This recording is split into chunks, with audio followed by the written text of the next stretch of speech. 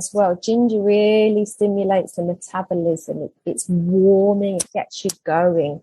Then you've got grapefruit. This is very invigorating and uplifting and clears the head and makes you motivated. So a lot of the citrus ones, so orange, lemon, grapefruit.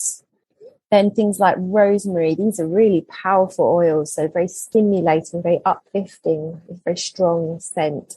So with some of these oils, actually, there's some. So you wouldn't use rosemary if you had high blood pressure, because it's so stimulating. Basically. But it blends beautifully, and it's good for sore muscles as well.